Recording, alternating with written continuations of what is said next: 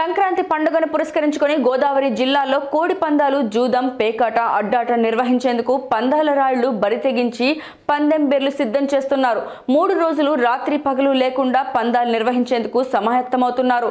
ఒక పక్క revenue police అధికారులు పండగ ముసుగులో కోడి పందాలు, జూదాలు, అసాంఘిక కార్యకలాపాలు నిర్వహించిన వారిపై కొరడా జురిపించేందుకు సిద్ధంగా ఉన్నామని పోలీస్ రెవెన్యూ అధికారులు చెబుతున్నారు. అయితే ప్రజా ప్రతినిధుల ఒత్తిళ్ల మేరకు పోలీస్ అధికారుల కనుసన్నల్లోనే పందాలు యథేచ్ఛగా నిర్వహిస్తామని పందేల రాయుళ్లు చెబుతున్నారు.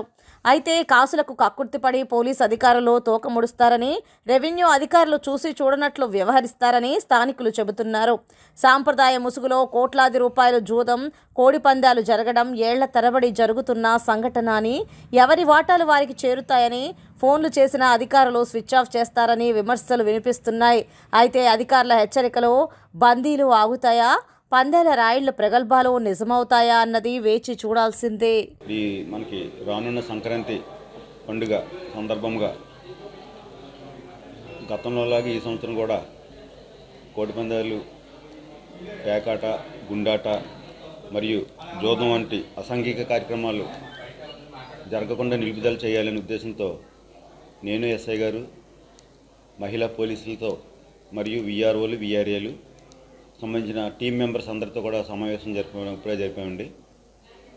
మాకు ఈ మండలంలో 107 నుంచి 108 మంది వరకు కూడా బైండ్ ఓవర్ కేసులు ఐడెంటిఫై చేసి ఎస్ఐ గారు మాకు చూపించారు.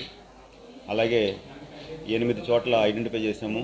ఏదైతే ఆట జరుగుతుందో ఆ ప్లేసులన్నీ కూడా వాటిని అరికట్టడానికి, ఆడకుండా చేయడానికి ఈ రోజు నుంచి మేము మా టీంతో ఎస్ఐ గారు, మేము అపాయింట్ చేసినటువంటి టీం సభ్యులు, విఆర్ఓలు, panchayat secretary and welfare assistants, మహిళా పోలీసులతో వెళ్ళి ప్రతి గ్రౌండ్ని కూడా వెరిఫై చేసి మేము అటువంటి జరగకుండా కార్యక్రమాలు ఏదైతే గవర్నమెంట్ మనకు జీవో ఇచ్చిందో దాని ప్రకారంగా ఫాలో అవ్వడానికి మేము టీం ఏర్పాటు చేస్తున్నాము.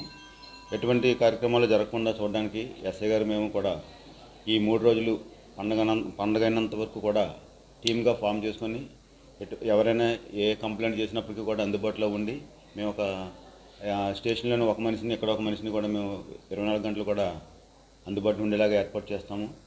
టీమ్ ఫార్మేషన్ అనేది ఆల్రెడీ కమ్యూనికేషన్ జరిగిపోయింది.